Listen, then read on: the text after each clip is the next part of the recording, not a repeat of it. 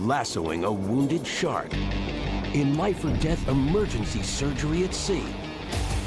We've got to get close enough to this animal where we're hugging it. David, get your hand down. Cliff diving into disaster on an insane mission for giant Trevally. You're going, oh my God, how am I going to stop this thing? A face-to-face Thresher Shark showdown on a surfboard. When you've got a frenzied shark in the water with you, you've got a problem on your hands. And a deadly fishing skirmish, wrestling a mammoth bass bare-handed.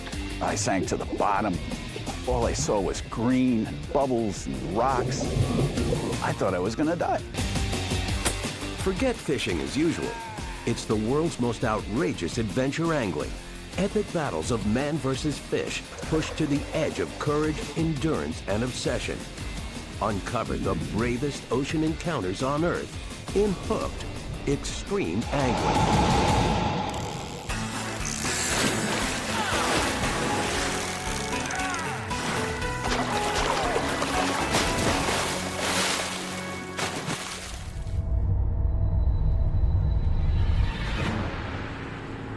On ambitious quests, in remote locations with custom adventure gear, they risk it all in the most terrifying tests of angler versus behemoth beast.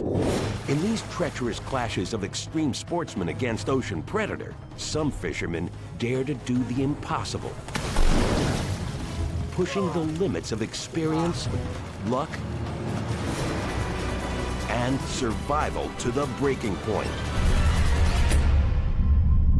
Nick, we'll need to get those other tanks too. For one group of scientists on a mission to save a dying deep-sea hunter, it's going to take some of the most extreme and daring fishing they've ever attempted.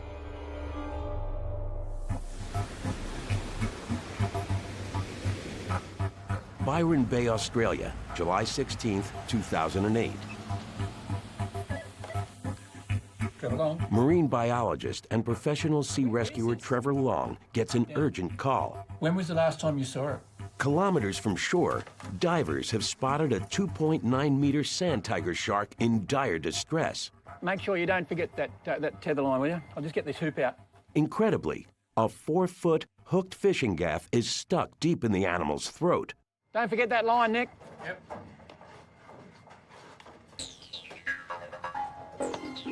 Trevor quickly assembles a team of top veterinarians, biologists, and animal recovery pros. Though no amount of experience can guarantee their safety, Operation Shark Rescue is on. Okay, guys, we're out of here.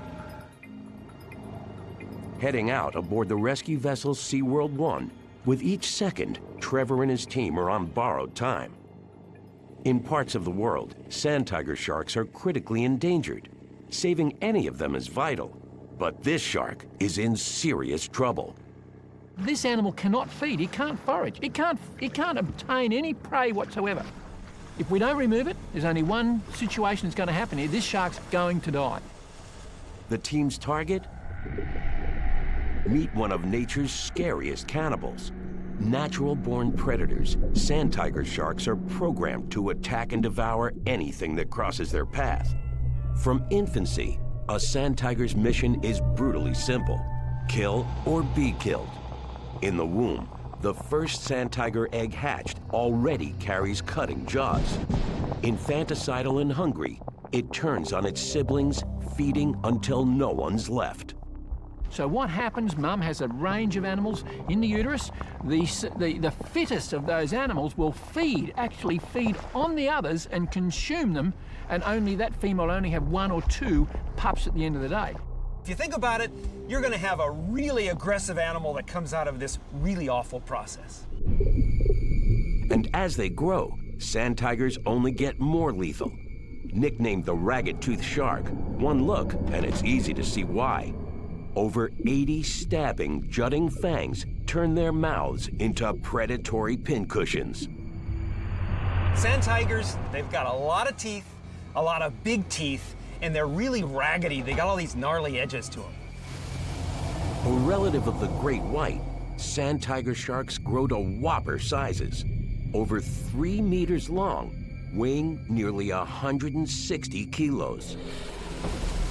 But they get even more dangerous when these warm water hunters naturally swim close to shore and encounter humans. With 29 unprovoked attacks on record, sand tigers have earned a lethal reputation. Man-eaters.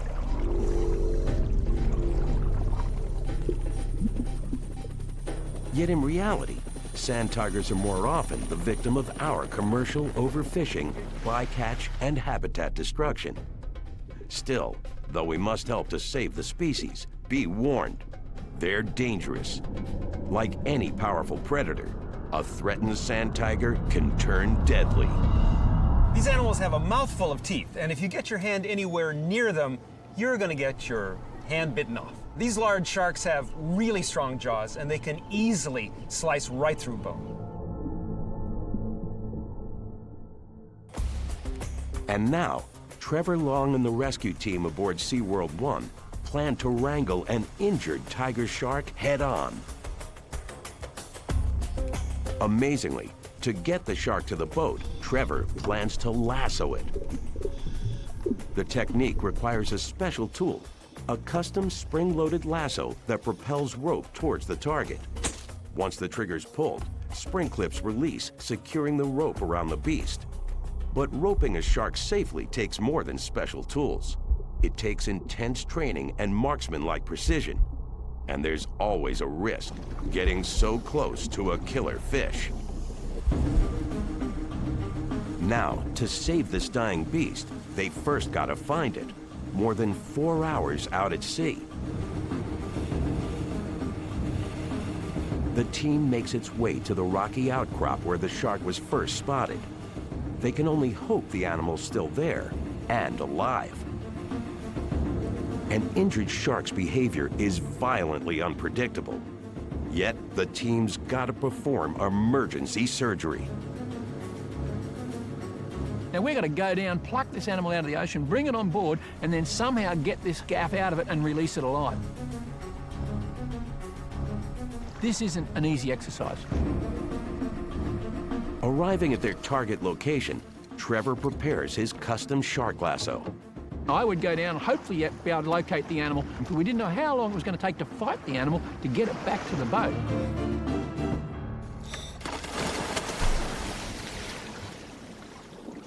The murky water makes visibility a serious challenge. Then, a breakthrough. Trevor spots the shark circling near the rocks and can't believe his eyes. It's enormous, stretching nearly 3 meters long. When I first saw it, I was quite excited, but I had to ensure that I didn't let my excitement impact on what I had to do, and that was to concentrate on this animal, because you're stalking an animal. Now, the game has changed.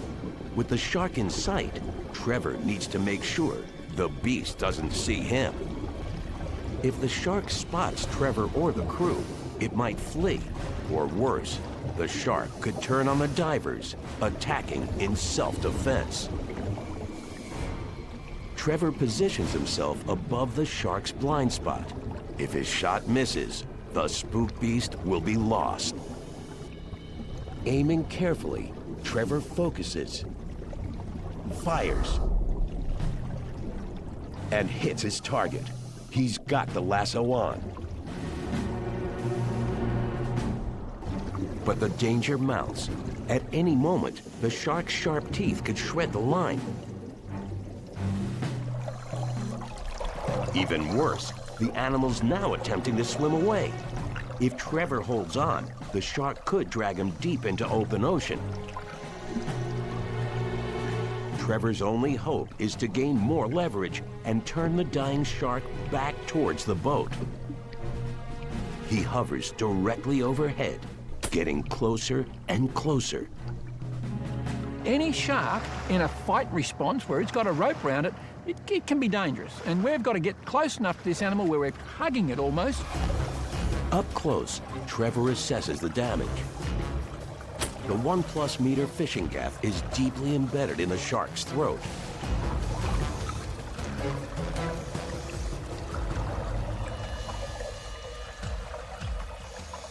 A submerged plexiglass tube is used to hold the injured shark still, while the crew hoists the animal onto the boat.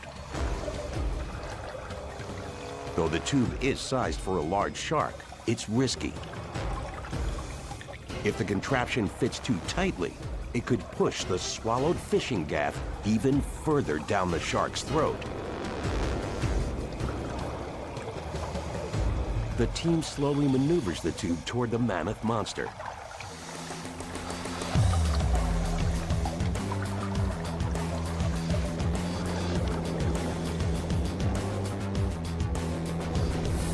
To prevent a lethal rupture, Trevor needs to stabilize the thrashing animal immediately.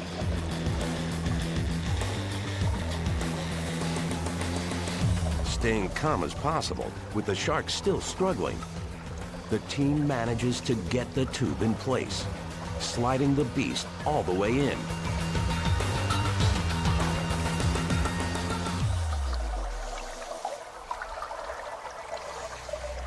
But as feared, the gaff moves deeper into the shark's throat.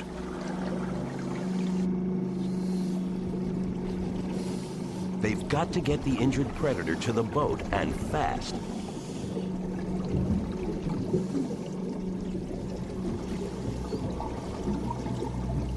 As everyone holds their breath, a special winch shoulders the precious cargo into a waiting tank on board. We want a minimal amount of time for that animal to be out of water. So we crane it in the tube. Up on board, we've got a specially designed large fiberglass box full of water. In the boat at last, speed is critical. The gaff has to come out. We're going to come right further back, honey. First, to sedate the shark, the team uses a deceptively simple strategy, flipping the animal over.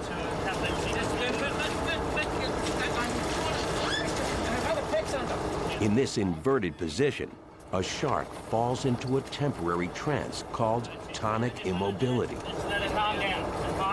Scientists are only beginning to understand the phenomenon, but they do know the amount of time the trance lasts is unpredictable. Sharks will come into a very calm state if you can roll them on the back. Now, we've still got to be very careful. This animal can bite. With the shark briefly sedated, the team inserts a thick plastic tube down its throat. The tube allows veterinarians to reach down and remove the gaff. The vet can put his hand down the pipe to make himself safe from all those ragged, sharp teeth. But even with the pipe in place, the vet's operation requires a steady hand and even steadier nerves. Suddenly, something goes wrong. Mid-procedure, the vet tries to loosen the gaff from outside the protective tubing. David, get your hand out. That tube came out of the shark's mouth. It's going to, literally tear the skin and deep into that vet's arms. Take it out of there and beside it. For nearly an hour, the painstaking operation continues as the vet struggles to unhook the gaff and safely remove it.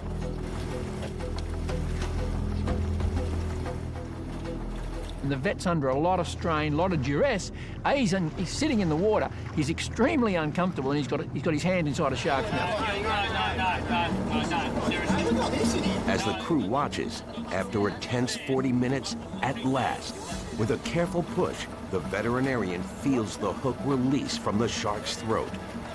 Guiding the gaff pole up and out, he's done it. I asked him, I said, Dave, that was absolutely fantastic. And he said, failure was not an option.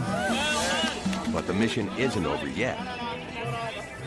For the shark to have any chance of survival, the crew has to get it safely transferred by stretcher back into the water as fast as possible. Before releasing the 3-meter whopper, the team tags it and quickly administers antibiotics to prevent any wound infection. They then move the beast into position at the side of the boat and carefully lower it down.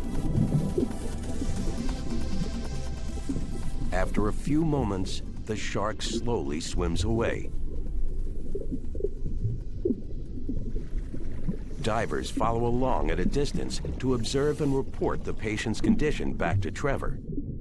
After about 15 minutes, we could see that the animal got its colour back and it was starting to swim in a very normal manner. And so we knew at that time that we've been successful. You know, 1,000,000 chance to even start this thing, and it's all gone exceptionally well, and we're pretty happy with that. To this day, no one knows how the gaff got lodged in the shark's throat.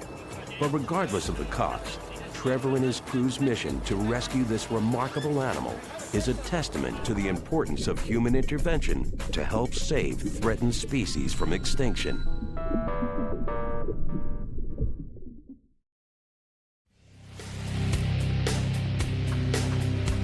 Thousands of kilometers away, another extraordinary angler risks his life for the thrill of battle. The Seychelles Atolls, Indian Ocean, February 5th, 2006. International fishing adventurer and intrepid fly fishing guide Peter McLeod will go anywhere to catch whoppers. Remote locations mean big fish and the most extreme catches. It's pristine wilderness environment. You get that kind of environment, then the fishing's going to be off the clock. Peter's come to the Seychelles for one reason: to land one of the area's most notorious undersea adventure angling opponents, the giant Trevally. There's something just primevally aggressive and rather, insane about giant Trevally. In a world of whopper fish, giant Trevallies, GTs for short, are like hit-and-run hunters, striking with brutal precision and speed. Their stalking style? Bite first, ask questions later. When Trevally are feeding, they hit hard, they hit fast, prey just flies out of the water.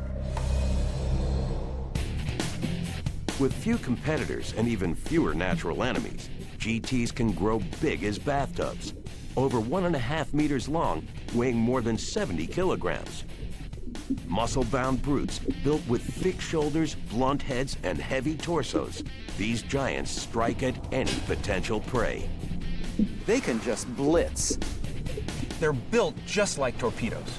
Like a raging bull, when a GT sets its sights on prey, they accelerate with fearsome force. Trevally just run things down. They don't care if the prey sees them a mile off, they just blast into them.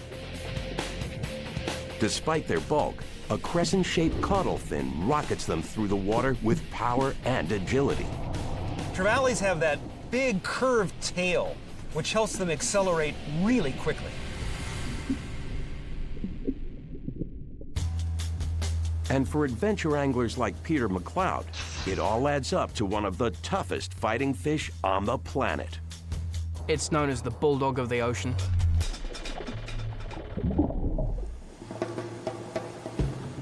Now, as Peter reaches his shoreline fishing spot along the atoll's rugged terrain, the angler scans the waters for shadowy movement. To get a better look, Peter decides to head for higher ground. Climbing rocks in the middle of the Indian Ocean is risky business. Yet for Peter, it's the only way to get a leg up on his adversary. I climbed up one of these overhanging coral outcrops, probably 12, 15 feet up. It's literally like walking on lunar landscape. I mean, this thing is like really vicious. It's all dead coral reef. So you've got to be very, very careful. Scanning from the top, the water's clear as glass. The angler spots his target, a giant Trevally ahead. It's huge and heading straight towards him. And there I see, plumb sitting there is this massive GT, about 35 pounds. So the heart starts going and I'm beginning to getting really, really excited about it. Wasting no time, Peter casts his line. In a flash, the voracious Trevally swallows the hook and takes off. The mammoth fish peels off line in a rush, showing no sign of stopping.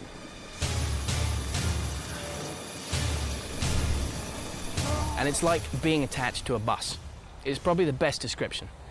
The take is just bang, hits you like a ton of bricks, and then suddenly everything's fizzing out of you, and you're going, oh my God, how am I going to stop this thing? As more line strips out, Peter's increasingly alarmed. Perched at the top of a jagged cliff, embroiled in a tug of war, he's at high risk. So if I lacerate the hell out of myself on this coral, I'm in real trouble. We are moored 10 hours sail away from the nearest atoll that we can get a plane into. And from there, it's a 3.5-hour flight. Peter knows he needs to act, and quickly. Something's gonna have to give at this point. It's either gonna be me, I'm gonna get pulled over on this coral. It's gonna be my rod, it's gonna smash into about 6 or 7 different pieces. It's gonna be the line, it's gonna get nailed on the coral. To save the catch, the extreme angler decides he has only one option: jump. I'm thinking, I'm gonna have to get down there so I can put some side strain on this fish. I'm gonna have to get from here down to there very, very quickly. With no idea what's in the water beneath him, Peter grabs hold of his fly rod as tight as he can and leaps off the cliff.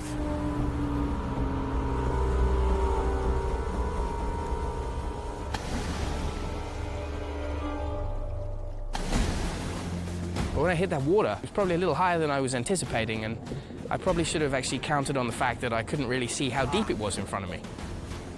In the water, the fisherman needs to gather his wits and get back to the fight fast.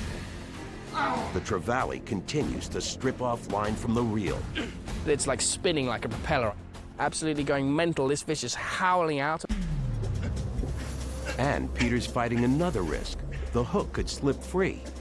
Committed to catch and release, he only uses hooks with the barbs removed. A growing practice among conservation-minded anglers, barbless hooks come out cleanly for a safe release. But they can also get loose during a fight.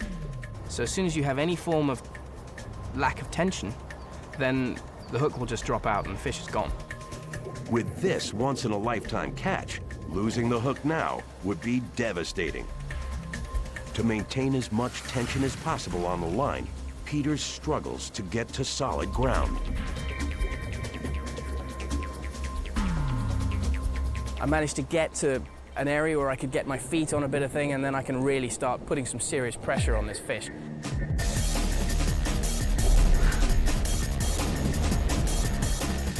The back-and-forth struggle takes every ounce of Peter's strength and wits. At any moment, if he loses focus, he'll lose the catch. I mean, it's hard work. You're grunting. It's like, ah. Your back's beginning to go, and you're thinking, oh, Christ, this isn't fun anymore. As he manages to reel the tiring fish almost close enough to touch, Peter reaches out to its tail. With a final pull on his fly rod, at last, Peter brings the monster to him. He's got his prized fish in hand. Up close, it's a trophy GT. At 90 centimeters long, 76 centimeters around, and weighing roughly 18 kilos, it's not the biggest GT Peter's ever caught, but it's one of the most extreme catches he's ever risked.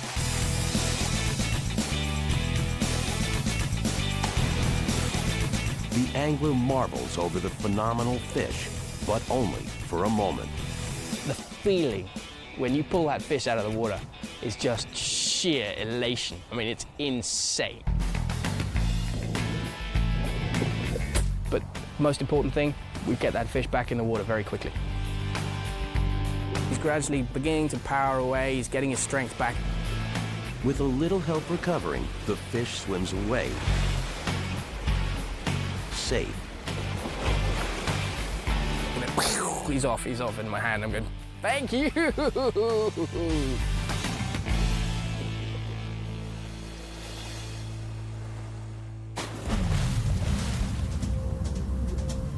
Around the world, when extreme fishermen push the sport to its deadly limit, they take on the ocean's ultimate opponents. And in daredevil battles of angler versus beast, these monster predators are like stealth assassins. the Thresher Shark. This is an animal that's built to swim fast. So they will pursue their prey at great speeds and then essentially sneak up, stun them, come back around and consume them. Thresher sharks can reach mammoth proportions. Record setters have stretched over 7.5 meters, weighing over 340 kilos. And when it comes to the hunt, Threshers wield a deadly weapon, their tails. Thresher tail fins stretch over half the length of their bodies. I think of all the fish in the ocean, threshers clearly have the most unique way of getting prey. They swim right through a school of fish, knocking them around with that upper lobe of their tail fin, and then come around and pick up the injured.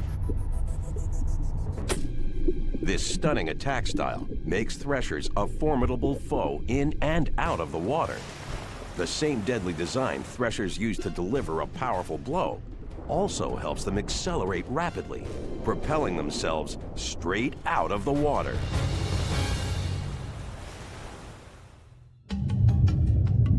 Any angler tough enough to tangle with a thresher knows they're in for a fight with some scary surprises.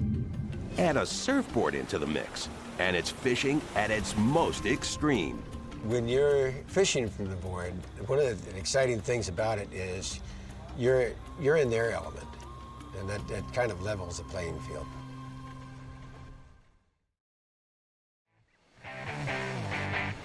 La Jolla, California, July 7th, 1998.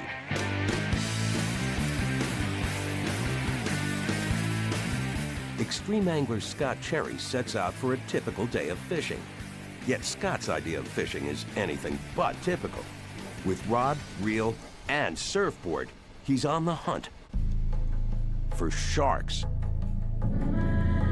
From blue sharks to white tips, Southern California's a known shark lair. You get into a battle with one of these things, if you don't know what you're doing, you've got your life on the line. You can really get yourself in trouble. Though dangerous, catches usually stretch only a few meters, weighing just a few dozen kilos.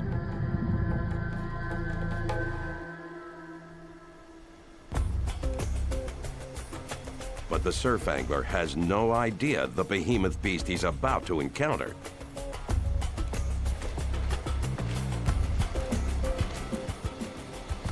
Paddling out to his favorite fishing spot, Scott casts and sets his line to troll from the back of his board. Suddenly, the angler sees something in the distance. Looking closely, he spots a fin. It's a shark. I was doing that slow troll with the live bait and dragging that bucket of chum, and I looked off to my left and I saw this beast screaming along the surface for about 50 yards and then dove, and he disappeared, and just a few moments later I hooked up.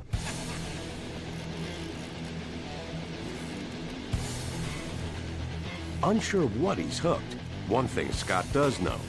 Whatever it is, it's a monster. It's pulling hard and fast. As Scott struggles to stay in control, his strategy is daring. Hang on and take a wild ride. You just get this jolt of energy. It's pure adrenaline. But as Scott fights to stay hooked and stay on the surfboard, he suddenly catches a glimpse of something frightening. A whip-like tail emerging from the surf. You'll see the dorsal fin, and you'll see lengths behind that, the tip of that thresher tail cutting the water, and you know what you've got. Scott's now certain this is no ordinary shark. It's a massive thresher, and it's on the other end of Scott's line. He's hooked a raging beast. Scott tries to hang on, pulling back to set the hook, but the thresher drags him across the water like a torpedo. We just took off. I think at one point we had to be doing 10 knots. I knew this was a big beast. Yet the thrill soon turns to fear. The Thresher is pulling Scott and his board over 8 kilometers out into open ocean. In these shark-infested waters, the Thresher's showing no signs of slowing down. Scott must take control before he's dragged out too far to make it back to shore. Yet stopping a fish in its tracks and turning it around from a surfboard requires tremendous strength from muscles already exhausted from battle. Line was still paying out. So I put my thumb on the spool and put my legs in the water and kicked backwards a little bit and turned her around. Through sheer determination, Scott's strategy works. With the shark turned around, the angler attempts again to reel in the monster. But the Thresher isn't giving in without a fight. For 45 minutes, Scott struggles. And just when he thinks things can't get any more extreme, he gets a better glimpse of his opponent. This beast jumped and cleared the water completely. And at that point, I knew that I had a big battle on my hands. Incredibly, the epic combat rages for 3.5 hours. With what's left of his strength, Scott gives a powerful pull. This time, he's got it. The shark comes to the surface, caught. It's truly huge, nearly the length of the surfboard. Scott believes in fishing sustainably for food, but somehow he's got to haul this massive beast miles back to shore. And the catch is about to take a turn for the terrifying. Hefting the shark onto the board, Scott's careful to keep from tipping over. As he begins to paddle back, something brushes against him.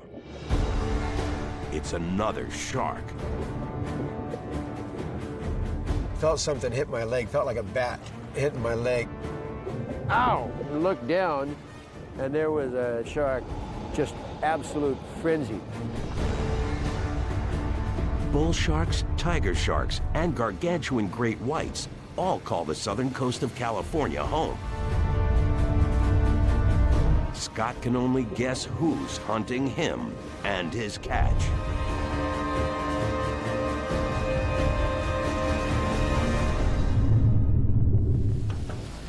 Already tired from an epic fishing struggle, now nearing total exhaustion and fighting fear, Scott paddles furiously, trying to keep the hunting shark at bay.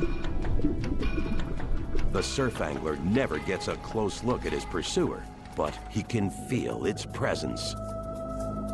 At that point, I was really moving on that board. An incredible 3.5 hours after he set out, paddling back through shark-infested waters, Scott makes it to shore, alive, unhurt, with his mammoth catch intact.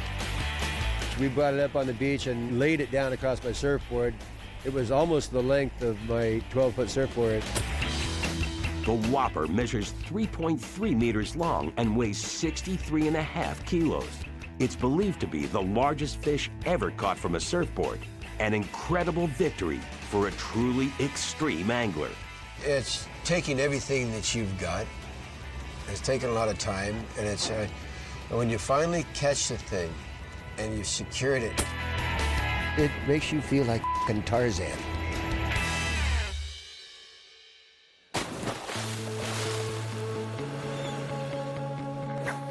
Across a continent, when it comes to extreme encounters of man versus Whopper, nothing levels the playing field like taking the battle deep into the fish's turf. And for one adventure angler, suiting up and swimming out alone, it's the ultimate test of endurance, strength, and nerve. Skishing.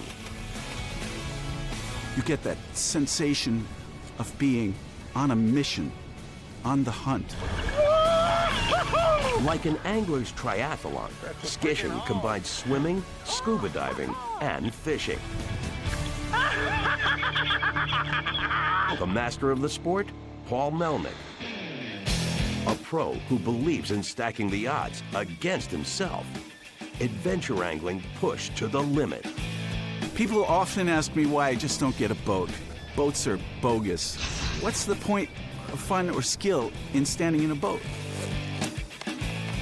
I really, really enjoy putting myself in positions that are on the edge. I have no intention of dying in a bed. Paul's most prized opponent, the striped bass. Able to stretch over 180 centimeters long, weighing more than 55 kilos. They're kings of their offshore domain. So striped bass, like many other members of the fish community, will sit up above a reef and hold station waiting for prey to come along, and then boom, ambush them. Sneak attack. The thing about striped bass is you get them into the surf and they can really utilize water motion. They put that big slab side against a rip current or against a tide, and you try to pull them in and it's like pulling against a boulder. For an obsessed skisherman, hooking a speeding striped bass is an intense thrill. But wrestling one barehanded can become a showdown of life and death. You are on his ground. He has the same chance of drowning you as you have of killing it. Just that fact makes it extremely thrilling.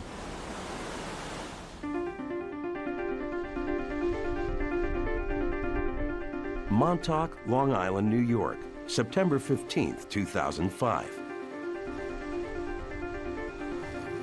This historic fishing town is a mecca for anglers trying to land big bass.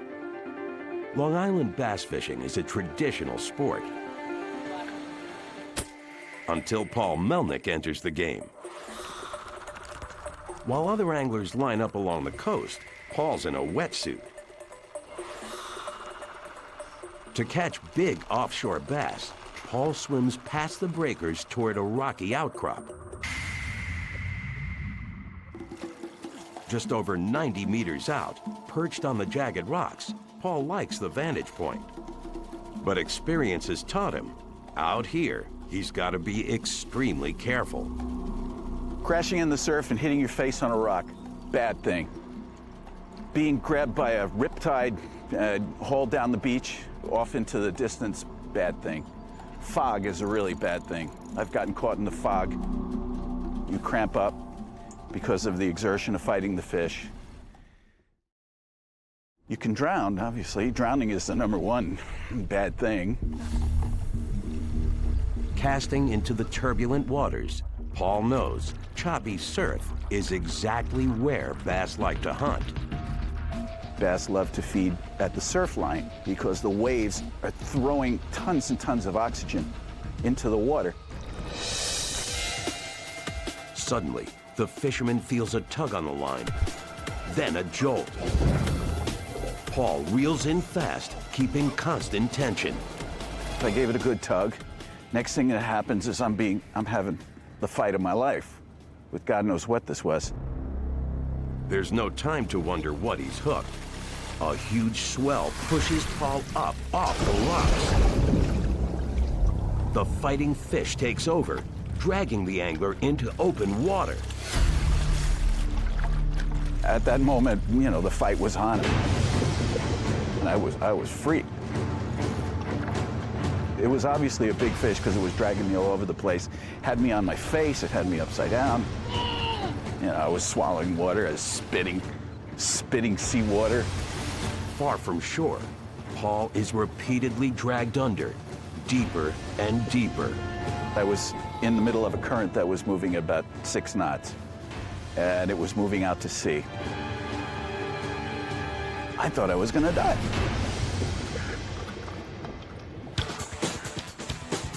Forcing himself not to panic, refusing to lose the catch, Paul leans back and tries to use his opponent's powerful pull to his advantage. I figured out that if you sit in a semi-prone position and kicked, you could fight back on the fish. Instinct and experience tell Paul he's battling a whopper striped bass. No matter how fast he reels, the fish won't quit. Every time the angler thinks he's got it beat, the fish takes off again for deeper water. Striped bass are a very strong animal. The fact that they pull you all over the ocean is testimony to that. It fought like a trooper, like a linebacker. But Paul's just as determined. Treading water, kicking forcefully as he can, he begins to inch the fish closer and closer towards him.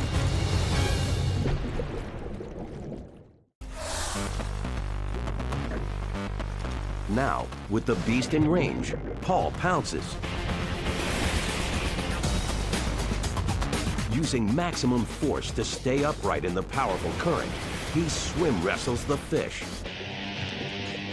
Paul's got the fish in his arms. He's face to face with his whopper striped bass. But the battle isn't over yet. Though his body's aching, Paul's still far from shore. Entering survival mode, he channels all his remaining strength, focusing on kicking and getting back to dry land.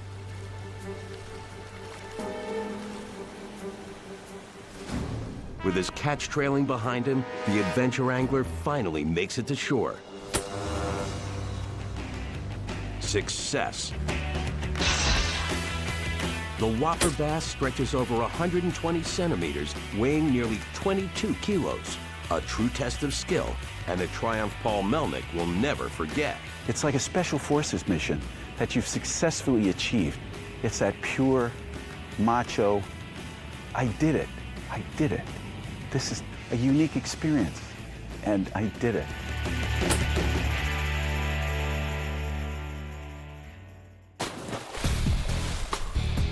In the opposite hemisphere, another passionate sportsman pushes fishing to the limit. In the world of outrageous adventure angling, extreme weather can be dangerous or an extreme advantage. Braving conditions others won't dare, some obsessed fishermen catch a big wind to land even bigger fish. Kite fishing. The boats might be land-based for 2 months in the winter, I've seen it, and I'm out there kite fishing, getting the big snappers.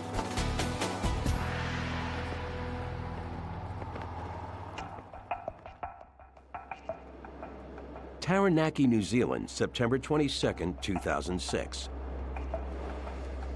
Winter on the coast is brutally cold. High winds make the volcanic black sand beaches even more inhospitable. The local catch? Snapper, a fish known to lurk over 3 kilometers offshore. Not the best conditions for your average shorecaster. But Jeff Preston is anything but average. A lot of my mates think I'm mad doing it because it's bloody cold in the winter. This cold, windy day is no different. As Jeff sets up on the beach, he knows exactly where the snappers go to hunt. Of the over 100 species of snapper worldwide, the razor-toothed specimens who frequent these waters can live as long as 60 years, stretch almost a meter, and weigh over 18 kilos. Skittish and streamlined, these snapper always put up a fight. But to take this prized food fish on, Jeff Preston doesn't own a boat. He also doesn't use a fishing pole.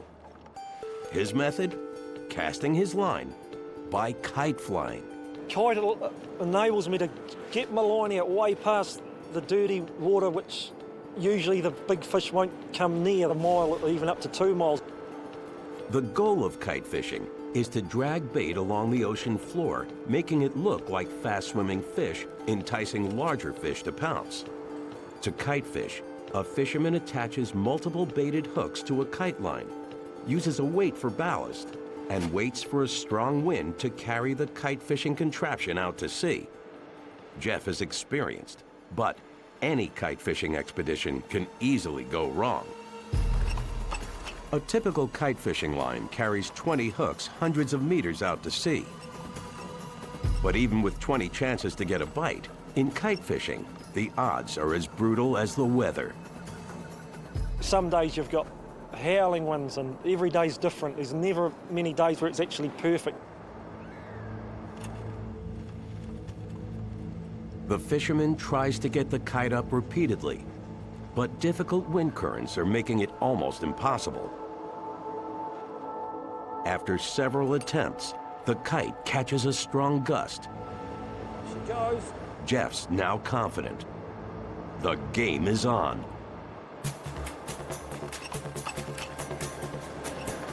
Get out!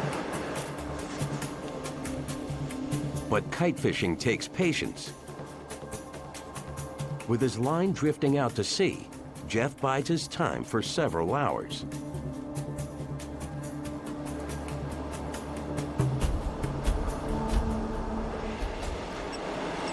All of a sudden, there's a strong tug. Something's hooked, and it's powerful. It was heavy from the first initial pulling. It was a good mile offshore. Jeff starts hoisting the line, first pulling it out of the water, and then cranking fast as he can. Time is critical. Jeff knows he's got to get his catch to the beach quickly. With each passing second, the fish could escape or be devoured by sharks. Then he sees it. Oh, he's a good size! He's a good size! Even at a distance, the kite fisherman is amazed. This beast is big. Yes, we've got a nice snapper! Jeff's more determined than ever to land it. But with kite fishing, tension has to be just right. Patience is key. Because I have had them get off through being too impatient. Because if they lip hook, they can rip in the waves as the back pressure of the wave goes out. The angler pulls for a staggering 2 hours. Trying to reel in his monster catch from notoriously shark-infested waters, the kite fisherman yanks as hard as he can.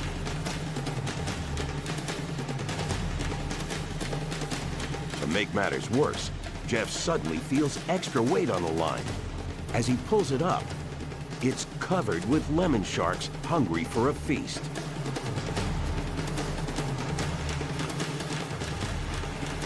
The angler takes decisive action. In an effort to shake the sharks, with a challenging full-body hoist, he gets his monster catch closer to shallow water. The strategy works, but now, worried his line will break, Jeff heads straight into the crashing surf. Everything depends on the next few seconds.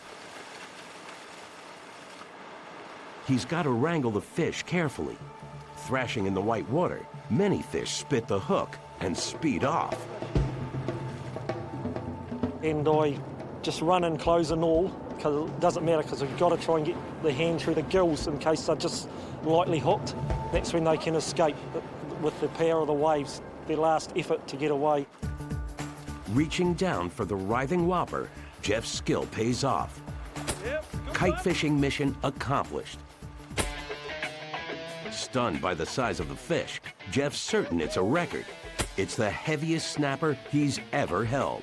I was the only one around, and I was yahooing to myself. When I went to lift the bin off the beach onto the bite, that's when I realised the weight of it. Measured on shore, it's official. Over 15.5 kilos, 91 centimeters.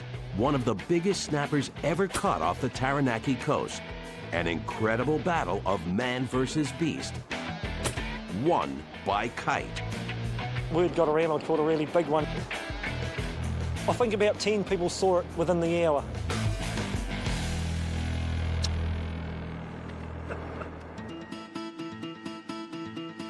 For food fishermen like Jeff, such whopper catches offer proof of the sea's bounty in places where conditions are too extreme for anything but sustainable angling.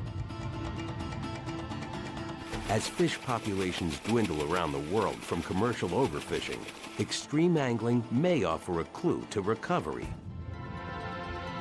and future species survival. Innovative approaches that extract the animal that you want without taking the other things from the environment is definitely the wave of the future.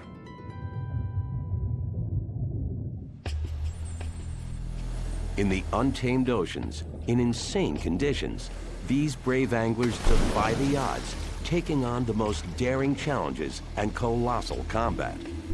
As they face off against these astounding underworld creatures, we marvel at the most death-defying encounters of man versus amazing monster fish in Hooked Extreme Angling.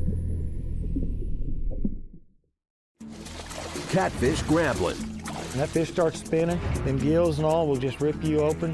The caveman done it, the Indians done it. It's a matter of survival. Shark wrangling. Flying fish fighting. Well, that fish come out of nowhere and got me in the eye. It's about like getting hit with a bowling ball. And rescuing beasts by the boatload. It's some of the world's most extreme encounters of man versus fish on Caught Bare-Handed.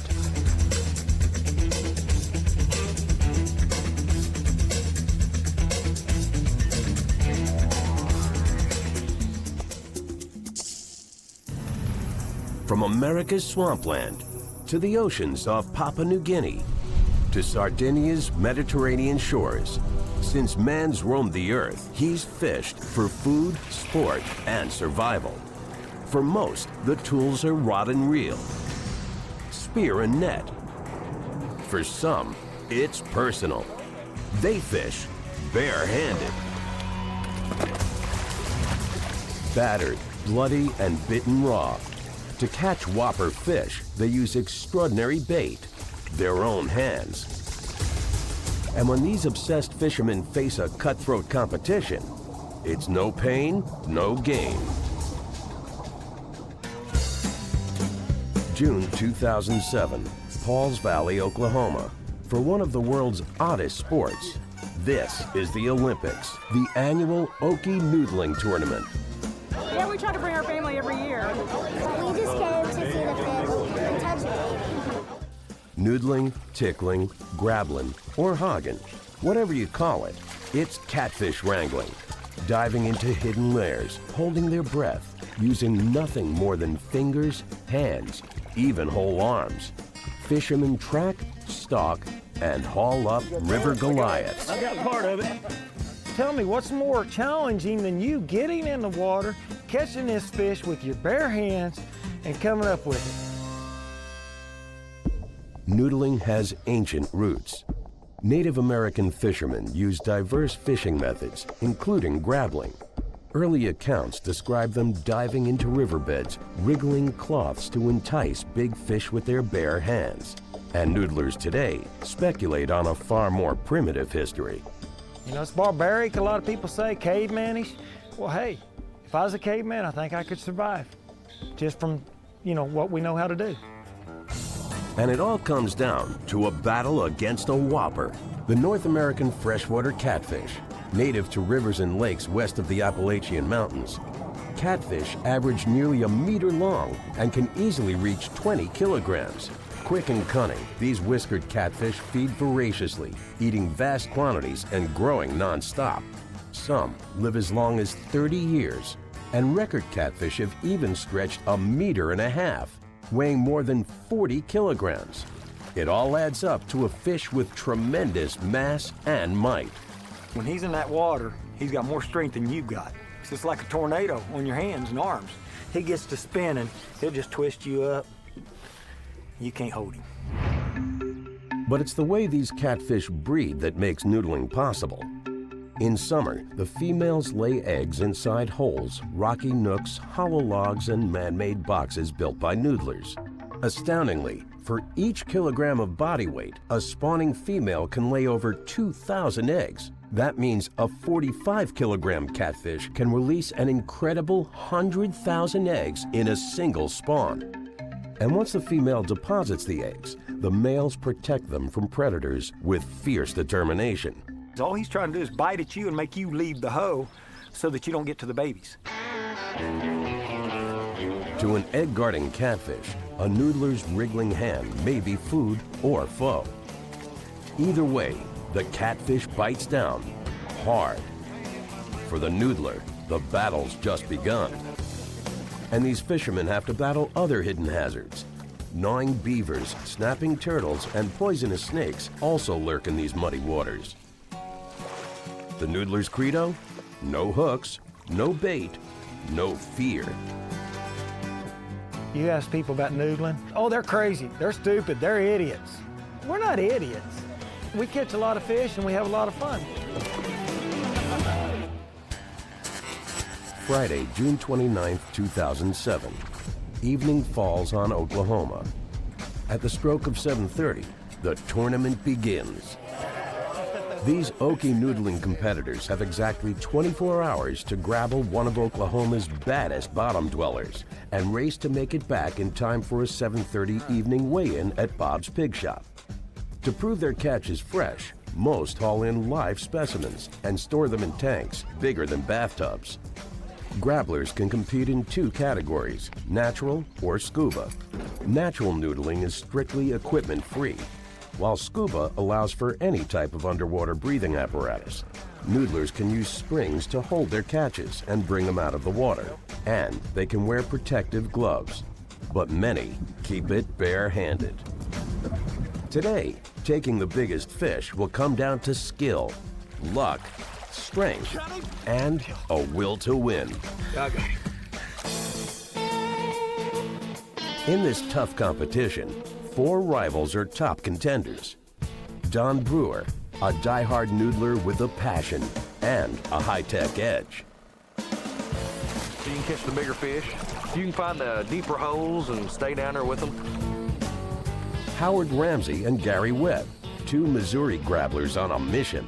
We're going to show them Oklahoma boys that some old Missouri boys can catch some fish. And cigar-toting local legend, Lee McFarland. My dad and relatives and uncles, we all went together. It's just a family tradition. I told him, now he can out-noodle me, and he's great.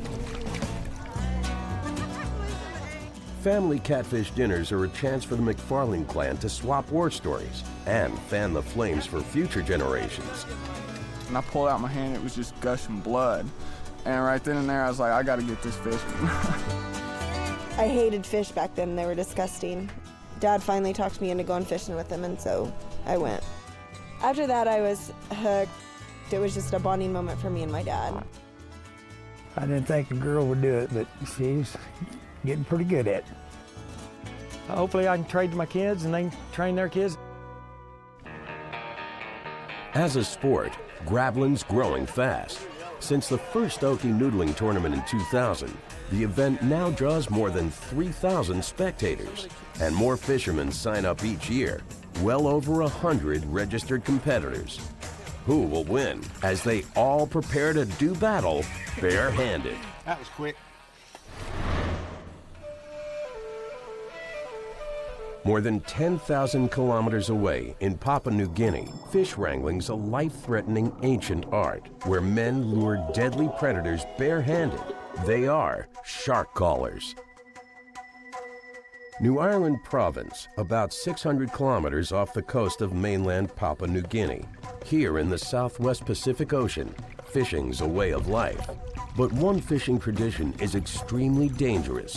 Shark callers go out to lure and kill a live shark. Village men do it to win honor and respect and to catch food. The shark can bite your hand if you're not careful. They get many people and they die. Daniel Soka, the village chief, insists that shark calling is a skill that must be passed down through the generations. Shark callers need to know exactly how to do it right. He must learn special skills from his father or grandfather. Today, the tradition's dying out. Most young men are now exposed to modern practices and have abandoned ancient techniques and daring rituals. But a few dedicated shark callers remain, keeping the tradition alive. In these teeming waters, a caller might find himself face to face with a giant reef shark, a 3-meter hammerhead, or a massive mako weighing hundreds of kilograms. Big sharks make for a big meal, but for centuries, ancient shark callers also believed these monster fish carried the spirits of dead ancestors. When a shark comes to them, they believe these ancestors are responding to their call. These people live their entire lives on the sea. They've had an opportunity to experiment, learn, discover. They probably know more than most scientists about what attracts a shark. To prepare a shark calling, the young boys in the village help carve a noose-shaped shark trap. The noose connects to a large propeller-shaped piece of wood that floats next to the boat. As the shark swims into the trap, the noose is tightened around it. The propeller's buoyancy keeps the shark from going under. Blaze Old has performed shark callings for over 20 years. He's ready to go out again. 6 a.m., the day of Blaze's shark calling. He begins his hunt. He has little room for provisions like food and water in the narrow boat, bringing only the trap, a bait stick, a shell, and a rattle. This is the way to return.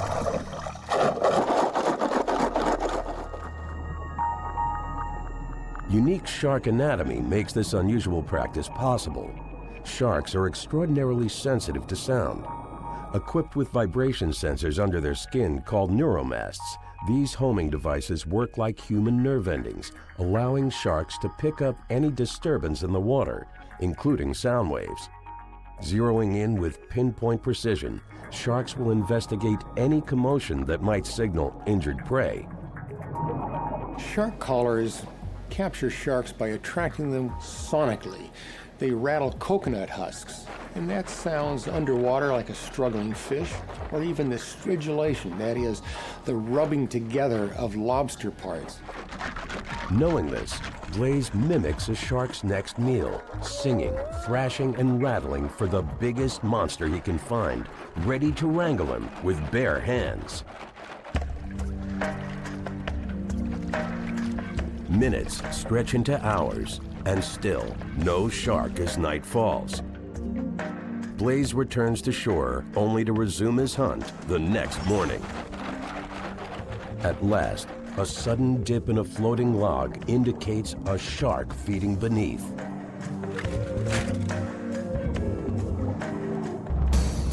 Using his fish bait, Blaze lures the shark into the noose trap. It's a reef shark, over 5 feet long. In the trap, the struggling shark hovers dangerously close to the canoe. Blaze tightens the noose carefully. Tie it too loosely, and the shark could break free and attack. Finally, after exhausting days in the open water, tirelessly luring sharks, Blaze summons his training and his courage. The shark caller delivers a final fatal blow. Now, Blaze pulls the shark on board and blows his horn, alerting the community of his success. I feel happy. I feel happy when I catch shark. Later, the shark caller shares his catch in a village celebration. Women prepare the shark as food, as villagers dance and sing in honor of the calling. In a melding of ancient tradition and modern economy, shark calling brings this remote village an unexpected benefit: tourism. Tourism is one of the moneymakers for this community. They come and see people catch shark, and that is how we make money. With Blaze, a sacred tradition continues another generation. But as commercial fisheries overfish local waters, sharks and other species grow scarce. And as native customs struggle to survive in a modern world, Papua New Guinea's brave shark callers may soon exist only in legend.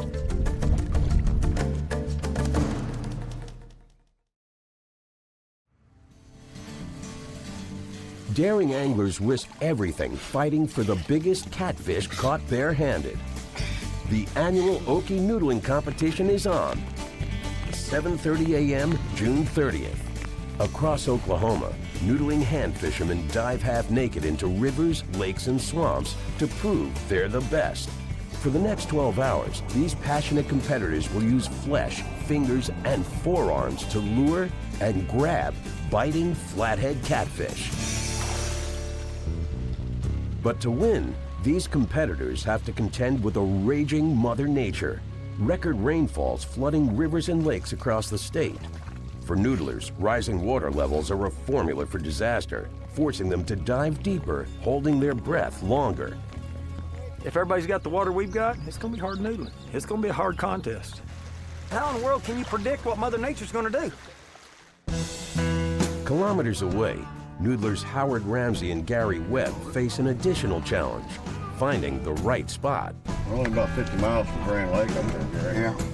The Missouri grabblers traveled hundreds of kilometers to compete in Oklahoma, where noodling's legal. For them, hand fishing's an inalienable right and a political cause. Hoping to legalize the sport nationwide, Howard formed the Missouri-based grassroots group, Noodlers Anonymous. These fish belong to the citizens of Missouri, and we should have the right to catch them. We're going to continue to fight it. Informal meetings raise awareness and solidarity amongst devoted noodlers and their families. I'm doing it for my grandkids too, because I want them to get in the water and enjoy their next 48 years as much as I've enjoyed my last 48 years. If you're not bleeding, you're not hand fishing. But for the team, unfamiliarity with Oklahoma waters, combined with torrential rains today, may be their undoing. Missouri noodlers typically fish in rivers, but these strong currents are overwhelming. I think these are up way too much, Gary. We may have to do something different on this trip. We'll find someplace to get in the water. Each added centimeter of rain makes finding deep burrowing catfish more challenging and dangerous. During spawning season, catfish tirelessly seek out remote hidden lairs. In particular, male catfish possess a powerful instinct to build nests, lure females, and protect egg clutches as far from prying predators as possible. For catfish, the deeper they burrow inside nooks and crannies, the better. For hand fishermen, the same survival mechanism poses a daunting challenge. Now, hunting blind in muddy waters, Howard, his daughter Julie, and Gary are hoping experience and superior teamwork will give them the edge they need. Hand fishing is teamwork. You've got to have somebody there. It's dangerous to go by yourself. Like Howard and Gary, most noodlers work in teams. Noodlers know their biggest risk is drowning. As one grappler dives below, the spotter above can sometimes hold more than his partner's ankles. He can hold his life in his hands. No fish is worth the chance of somebody's life, although I've had a couple of close calls.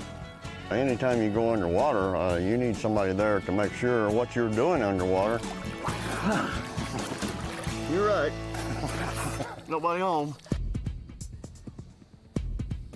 Gary dives down while Howard's ready at a signal to help block a fighting cat's escape or give Gary a boost out of a tough scrape. It's a damn good hole. He's clear into his waist. If he's been down very long, then I'm going down to see what's going on. Gary kicks, but the fish gets away, yanking its jaws from Gary's grasp. Catfish have thick mouths lined with strong muscles built for bottom trawling and feeding on big, fleshy fish. The same muscles enable them to open their jaws extremely wide, swallowing human arms with little distress. Once they bite down, the proficient hunters use their gaping mouths to powerful effect. Got me good. Fighting their captors, writhing and twisting to get away. Some noodlers wear regulation-permitted gloves. But even with protection, pulling off a biting catfish takes a tolerance for pain. There's no way around it. That fish is going to bite you and he's got teeth. That's going to pull the skin off your hands. At last, the Missouri grabblers gather their catches. After more than 4 hours scouting, diving, and hand fishing blind, they've scored a few mature adults. But it's a disappointing start. Past tournament winners have noodled fish weighing over 25 kilograms. Gary and Howard's small specimens send them back into the waters looking for bigger conquests. As the Okie Noodling Tournament continues, there's still 7 hours left to go, and winning may come down to grappling at the right place at the right time. All right, next guy. But today, as the sport's popularity grows, scientists wonder if grappling is cause for alarm. Since noodlers pull guarding catfish away from their eggs, some question the sport's impact on fish populations. Are noodlers destroying the very species they stalk? In the noodling world, Dana Winkleman's both sportsman and scientist, a biologist who studied catfish populations for years. To ensure big fish and overall healthy populations remain abundant, Dana works with noodlers in the field, keeping an eye on sizes, quotas, and catch techniques. Any kind of fishing, you need to monitor and sort of keep an eye on it and watch the population. Thank you. This year, Dana's also working with a team of biologists at the tournament's weigh station. As the competition wears on, noodlers bring in catches, while experts from Oklahoma State University weigh them, recording the data for ongoing records and research. Comparing measurements over time will help scientists determine whether catfish are endangered, diminishing in size or number. Ultimately, biologists like Dana Winkleman believe noodling's built-in dangers protect the catfish population most of all. There's not enough people that have that drive to go out and put their hands into holes and things like that. With noodling, so few people do it, so the overall effect on the fish population is probably fairly negligible. And with quotas in place, as long as noodling remains legal in some states, anglers like the Okie noodling competitors will grapple for food as they have for centuries. If I can teach you this sport, you can survive, and your family will live. And it's a matter of how it was all handed down. I mean, the caveman done it, the Indians done it. It's a matter of survival. Around the world, one dangerous species defies the laws of gravity, even when it's caught bare-handed. When an alien predator threatens an ecosystem, anglers fight back. The only catch? This fish can fly.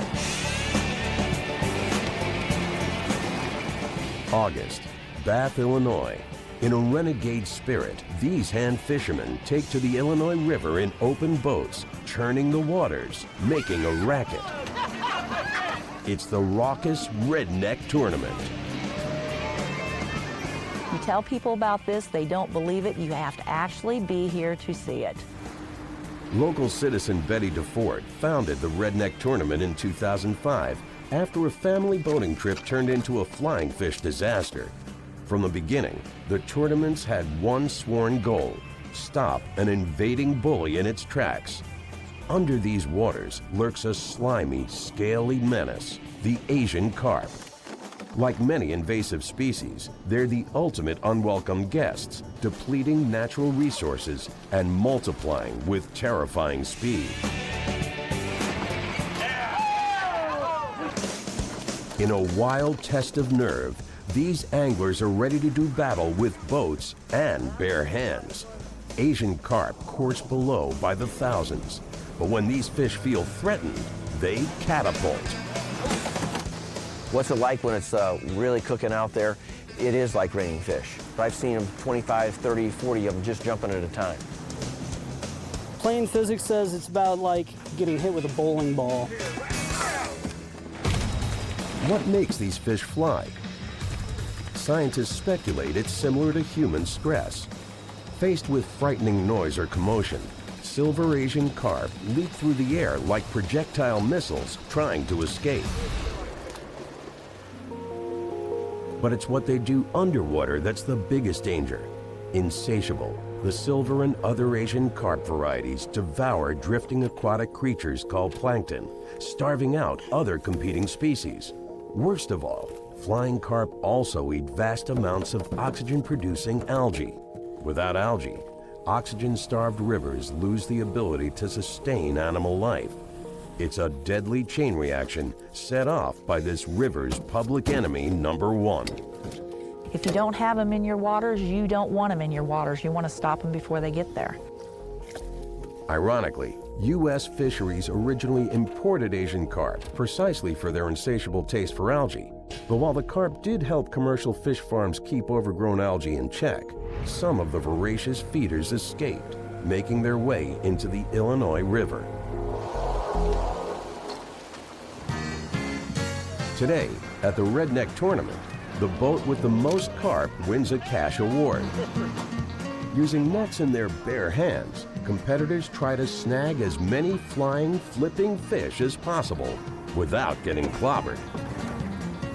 I've had friends that got hit in the head, and last year's tournament, somebody got hit in the nose and broke his nose. But in the war on Asian carp, the Redneck Tournament's only a drop in the bucket. We want our waters back. If there's anyone that has a solution to this, I wish they'd step forward and tell us how. Fisheries biologist Dwayne Chapman is experimenting with other ways to stem the alarming Asian carp invasion. One native. Yeah, 1 in 5 there. It's very depressing when we put these nets out and catch, on average, about 2/3 non-natives invasive species that we'd rather not have. And that is indicative of the abundance of those fish. Unpopular in the U.S. as human food, Dwayne's investigating the feasibility of using the fish as zoo animal feed. Still, the scientist fears any use for Asian carp creates an ongoing demand. A far better plan might be to wipe them out. If I could snap my fingers right now like that and make every one in the United States disappear, I would do it in a minute. These anglers collect carp by the boatload, pulling in close to 2,000. But these flying fish remain a cautionary tale. However we fight their dangerous spread, invasive species pose a constant threat, turning nature's calm into chaos. But in another fabled hand fishing tournament, it's man versus coveted native, the freshwater catfish. Oklahoma, 2 p.m., the 24-hour Okie Noodling Tournament rages on as grappling fishermen vie for the biggest whopper. The clock is ticking, just 5.5 hours left to go. Unfortunately for these rival grapplers, record rains show no sign of letting up. This is the deepest water I've seen around here for this long. At least the wind ain't blowing too hard. That's good. You said that earlier. See it starting to blow? Quit talking about the wind. Don't mess Don't with the jinx fish, guys. us. Working Lake Carl Blackwell, famed noodler Lee McFarland stalking a supersized specimen. He's hoping for a monster. About a 50 come out. No. Prior winning catfish have weighed well over 25 kilograms. Lee takes a deep breath and takes the plunge. No luck. Son. When I got my leg back up in that hole, and that fish come underneath here and got underneath me, and I couldn't ever get him to bite me. He just lifted me up, pushed me right up, and went right underneath me. Many noodlers say to catch a fish, you have to think like a fish. One-on-one, I'll go against anybody, hunting or fishing. It's just, this is my second nature. Got him! Lee's father believes this noodler has an inside track on his prey. That's nice. If you believe in reincarnation and all that, I believe he was a fish. Lee goes under for another try in a drenching downpour. Once agitated, the catfish may do more than bite. They also use their bodies as battering rams. I've had them come up and hit you right in the throat when you're coming out. Lee swims close up to the lurking catfish while Mark waits for the signal. Down below, Lee furrows in a rock bed, feeling for the telltale flesh and the powerful chomp. Stringer! For sure. At last, after 7 long hours spent hunting, poking, and prodding in Oklahoma lakes, success. It's a colossal catfish. Let's go ahead and put him in the boat. How's that one? Lee pulls the catfish off his arm. His son carries the huge fish to the boat to put in a tub. That's a nice one. They estimate the fish weighs a formidable 22 kilograms. It's a monster, but Lee fears it's still too small to take top fish. He's driven to find more. You want some glory to show people, hey, look at what we can catch. because people think we're crazy anyways. Yet as he heads to a new spot, he sees something frightening on the horizon. Lightning. You don't play around water and lightning. Now, with time running out, Lee watches the sky for a break in the dangerous weather. Some anglers form a powerful brotherhood, wrestling mammoth monsters caught bare-handed. For them, hand fishing's their toughest test of strength and survival. San Pietro, small island off the coast of Sardinia. Since the time of Caesar, men have fished these fertile Mediterranean waters. Their most prized catch, the mighty bluefin tuna, a species revered as food and as a worthy opponent. Tuna is a very strong fish. And the one that breaks the nets, that's the tuna I really love. They're some of the strongest beasts on Earth, equipped with oxygen-rich muscle tissue that allows them to stay warm and agile even when hunting in frigid 4-degree waters. Tuna swim with astounding power and stamina, even reaching speeds of almost 100 kilometers per hour. So strong, they can easily travel halfway around the world in weeks. Huge and shimmering, bluefin tuna fend off predators by schooling underwater, deftly corralling and killing prey. Tuna have a limitless capacity to grow larger and larger. Record tuna have stretched longer than 4 meters, weighing over 600 kilograms. But no matter how big they get, their bulk never slows them down. Bluefin tuna swim faster than it's legal to drive on most freeways. These are very large, very fast-growing fish, and when a fish is as large as that, very little in the ocean can threaten them. Sardinian tuna fishing's a treasured heritage, a tradition unbroken since the Roman Empire, stretching at least as far back as the 4th century BC. Today, it remains a big part of local culture. No man can hand fish bluefin alone. It takes a tuna catching company called a tonara.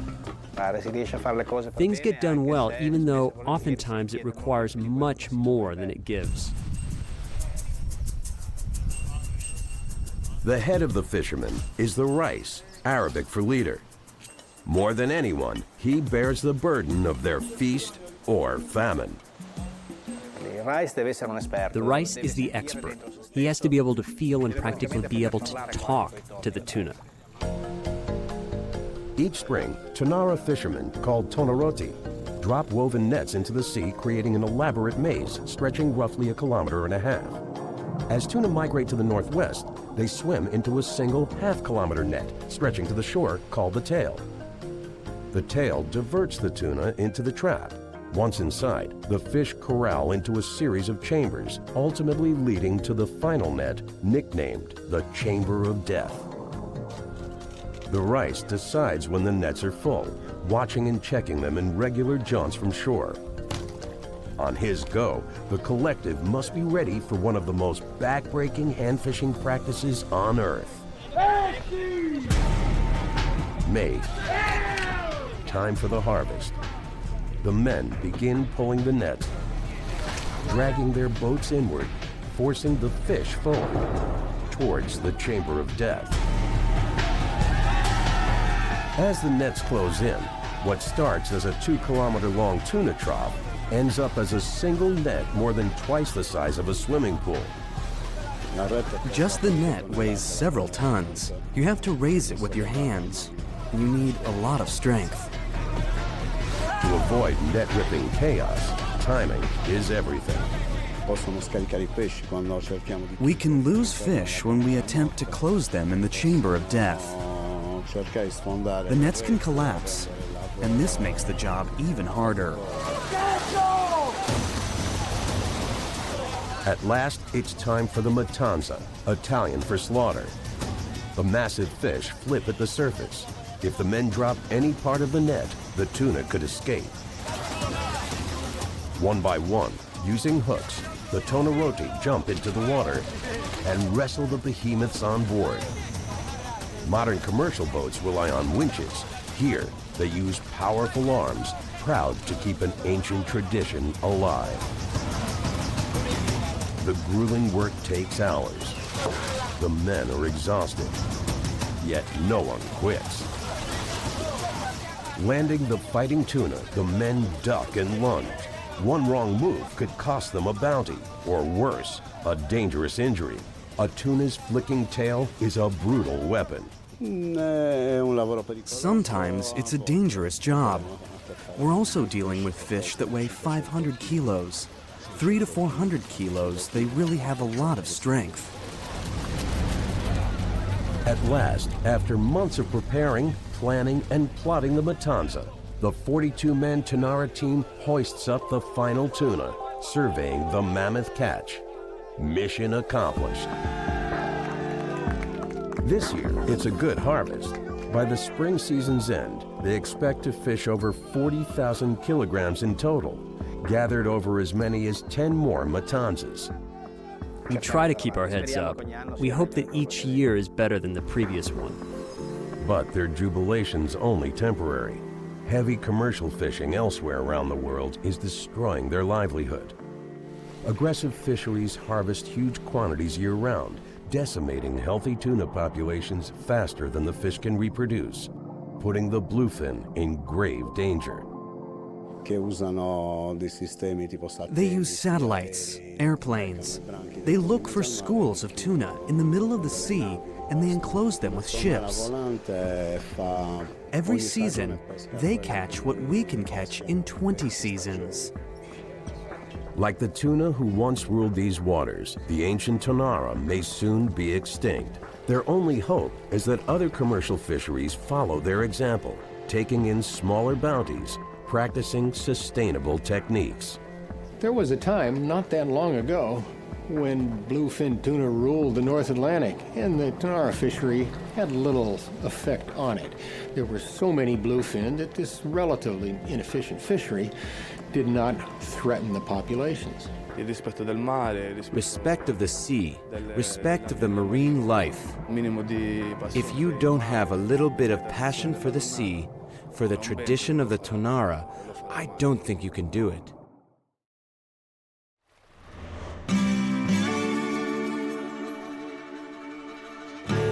But in a cutthroat competition across the Atlantic, hand fishing remains a personal obsession. The world's top catfish noodlers vie for the ultimate victory, bragging rights, and the biggest whopper. Now, as the Oki Noodling Tournament hits the home stretch, controversy pushes rivalries to the breaking point. 4:30 p.m., June 30th. Just 3 hours left till the weigh-in at Bob's Pig Shop. After hours of torrential rain, competitors finally get the break they need. But as the sun shines down on these Oklahoma waters, tensions also heat up. One of Noodling's biggest disputes comes down to technology, namely scuba. Though some grabblers use full-on scuba gear, others, like passionate noodler Don Brewer, go lower tech. In his boat, Don runs an air compressor hose directly to his diving mask. But no matter what the gear, for purists, any noodling tech's a no-no. The people that scuba dive noodling in our contest, yeah, that's a sport. I don't deny that it's a sport, but whenever you've got to come up, catch your breath, go down there, get a hold of this fish, get it precisely how you need it, and you're coming up all within one breath, to me, that's more of a challenge than somebody can go down there for 30 minutes and sit there and rub on a fish and tickle a fish and play with the fish. But Don Brewer insists his risks are all too real. For those people who think it's cheating, they just need to try it. Put 30 pounds of weights on you, jump off 15, 20 foot of water, then catch you a fish that weighs 80 pounds and try to swim back to the boat with it. Tell me how hard it is. A past trophy winner, Don wears his love of the sport on his sleeve. My wife got this for me for Valentine's Day, and I get a lot of recognition out of it, especially when you go to the noodling tournaments. Everybody thinks it's awesome. Strapped with diving gear, This modern-day grappler pushes noodling tech as low as he can go. You get to fish the holes that nobody else is fishing. Don targets a promising rock bed about 4 meters down. He takes the plunge. But high-tech help only goes so far. Successful noodling takes strength and skill. The smooth surface above is deceptive. Deep below, Don slogs through murk and mud, trying hole after hole. Finally, after nearly 20 minutes, sucking compressed air and lugging kilograms of heavy equipment, a jackpot. The noodler rushes towards the boat with a catfish longer than his arm. As he pulls it free, it's a monster. A serious contender. But Don's disappointed. I'm never satisfied with what I take, not unless he weighs 60, 70 pounds. On board, Don adds it to his growing stash of live fish. Will one of these whiskered whoppers take top prize? Right now I got worries. You know, I'm just hoping everybody else had as much trouble as we did. Each year, by the light of a full or new moon, curious thrill seekers flock by the thousands to witness one of the strangest mating rituals on Earth, all for a fishing free-for-all caught barehanded. Crowds go crazy, they always have a lot of fun, but again, it's the fish is the main thing. That's what draws everybody down here. Cabrillo Beach, San Pedro, California. High tide, 10:20 p.m. Armed with buckets and flashlights, they wait, scanning the waters for signs of one of the most peculiar adaptations in all of nature: fish mating on land. They fertilize the eggs, they pop up, they go back to the ocean. That's amazing. Grunion spawning and fishing season has arrived. Silvery, small, and slippery, the grunion fish is native to a stretch of Southern California coast. Prized for food and sport, these wily fish are hard to catch, except when they spawn. They're very fascinating because they do their thing out of their natural habitat. Like clockwork, on chosen nights from March through August, thousands of grunion mate simultaneously in wriggling pairs. But unlike most fish, they do it out of the water, on the beach. And like finicky romantics, they'll only couple after a full or new moon. We actually can predict what nights and what time of the year the grunion may show up. This year, the host of this peculiar party is nearby Cabrillo Marine Aquarium. Aquarium Programs Director Larry Fukuhara is a grunion guru. What we're going to be doing is we'll be hatching grunion eggs. Let me show you. Year after year, he marvels at this strange species' behavior. Fish belong in the water. Okay, then all of a sudden you start thinking of fish coming out of the water. That's fascinating. Grunion predictability is an ancient phenomenon, as is this unique way to catch them barehanded. For centuries, Native Americans hand-fished grunion by intercepting their mass mating ritual on shore. You'd be surprised, it's not easy to catch grunions by hand, it really isn't. 10:22 p.m. The grunion runners watch expectantly. With a forward rush, the crowd lets out a scream. In an enormous shimmering blanket, the grunions surge onto shore, engulfing the sands. As the frantic hand fishing begins, with each wave, female grunion flick and arch, half burying themselves in sand. Male grunion then wrap themselves around the waiting females. As she deposits her eggs, he deposits his sperm. For a fleeting moment, they're exposed together. They're out of their element. That's when they're vulnerable. Their mind is somewhere else. The scramble continues as these grunion runners grab at any fish they can.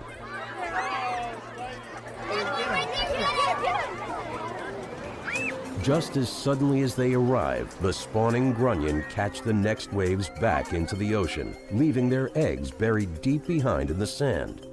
Around 10 days later, the eggs will hatch, releasing grunion larvae, or hatchlings.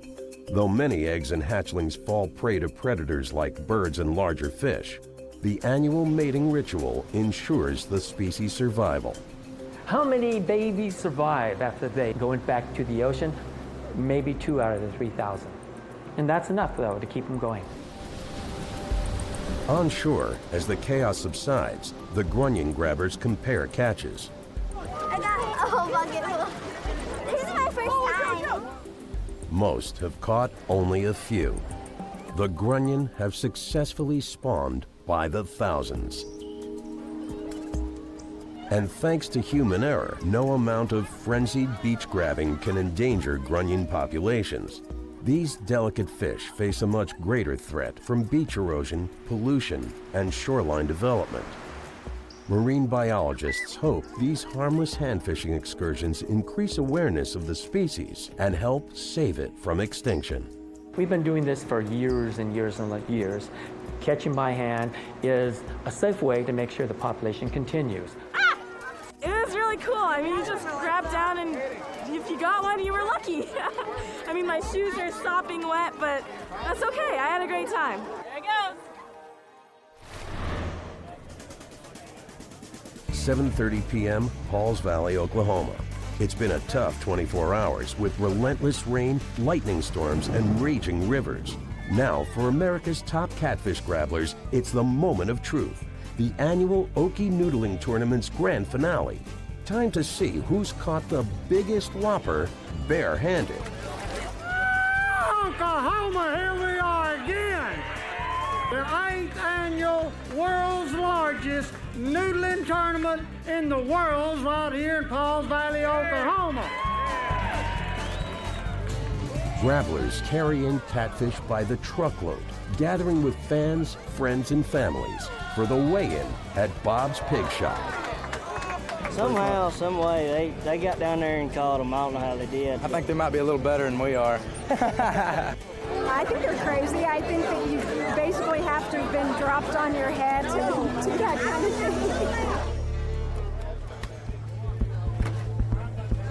thing. Competitors watch the judges closely. After a day and night spent noodling, they've pulled up colossal catfish, big as their own children. We play hardball when it comes to noodling. Don Brewer. I think we'll place. We were just happy to catch fish. It's the guy that's got the best opportunity on the day with the fish that's in the hole that day.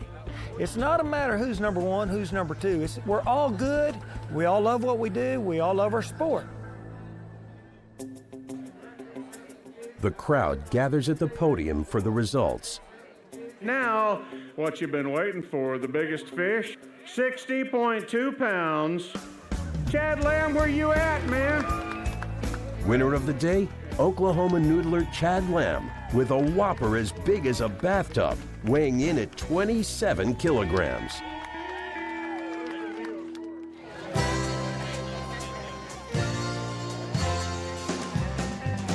For visiting Missouri grabblers Howard Ramsey and Gary Webb, they lost the trophy, but it's been a reminder of their quest to make noodling a national pastime.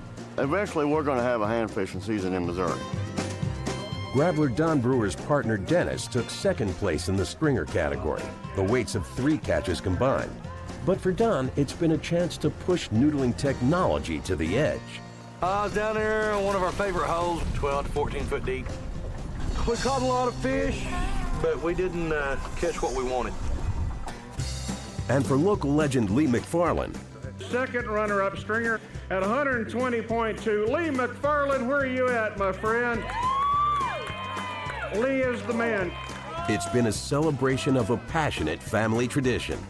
And the noodler remains committed to what he sees as the true value of the tournament and the sport itself. I mean, it's you one-on-one against Mother Nature. It's not really about winning. It's not really about losing. It's a thing about a bunch of noodlers getting together and let's talk about it. Let's keep the sport alive. Around the world, they pit themselves against some of nature's most incredible creatures. Showdowns with powerful predators. intense competitions for sport and food, and mad melees of man versus fish. Dedicated and determined, they carry on traditions old and new. All for the extraordinary thrill of fishing adventures on Caught Bare-Handed. I got it.